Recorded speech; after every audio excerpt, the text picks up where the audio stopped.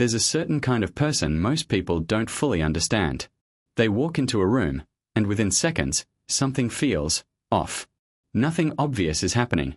No arguments, no tension you can point at, but their mind has already scanned everything. A glance that lasted a little too short. A smile that didn't quite reach the eyes. A sentence that sounded normal, but carried a strange, artificial tone underneath. While everyone else continues talking and laughing, they feel like they've stepped into a version of reality that doesn't quite add up. At first, this kind of awareness looks like a gift. People call it intuition, emotional intelligence, a superpower. But what no one really talks about is the cost of seeing too much. Because for these people, the brain doesn't switch off. They don't just experience moments, they analyze them, replay them, and dissect them long after they've ended. A simple silence can turn into an entire story. A small pause becomes a question. And a normal interaction becomes something they carry home and think about for hours. This isn't just overthinking. It's something deeper. It's the constant awareness of layers that most people never notice. While others live on the surface of conversations, they're reading what's underneath: tone, intention, energy. And while that depth can feel powerful, it also becomes exhausting.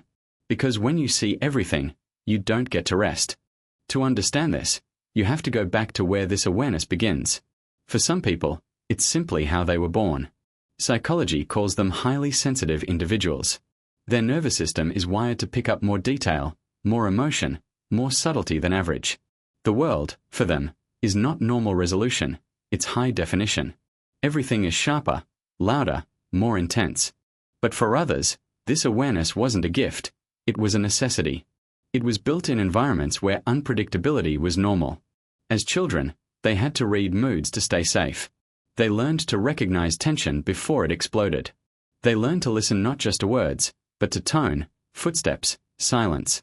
Their brain adapted by becoming a constant scanner.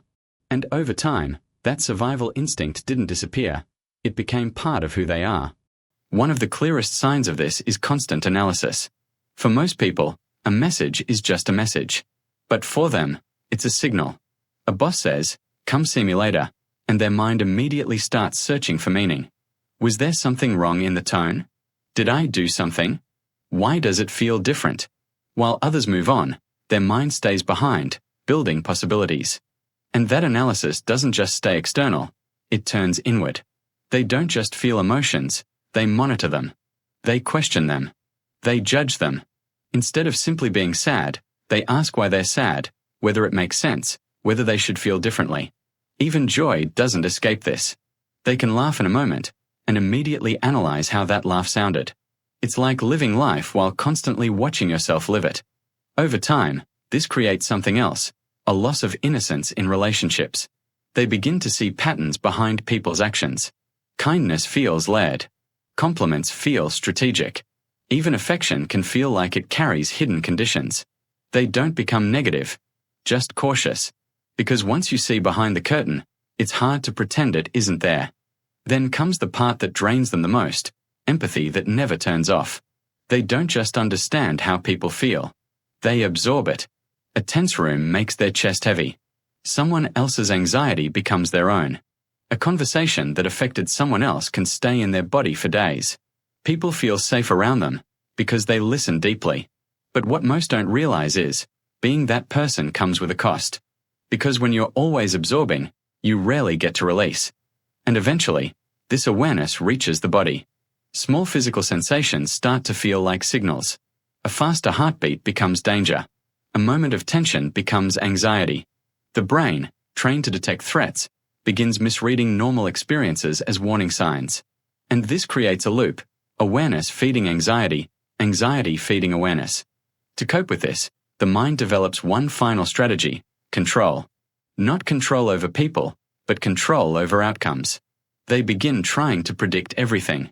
They think ahead, prepare for worst-case scenarios, rehearse situations that haven't even happened yet.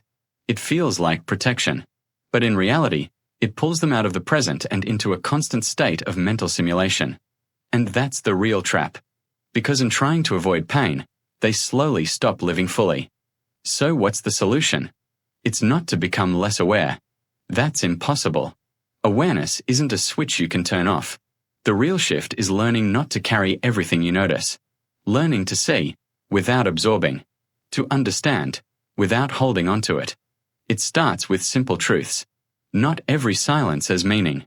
Not every emotion needs to be solved. Not every insight needs to be acted on. Sometimes, a slow reply is just a slow reply. Sometimes, a heavy feeling is just a passing sensation. And slowly, something changes. Awareness softens. It stops being a sharp tool that cuts everything apart, and becomes a quiet light that helps you see, without overwhelming you. You still understand people. You still notice things. But you're no longer consumed by them. You move from control to presence. From fear to curiosity.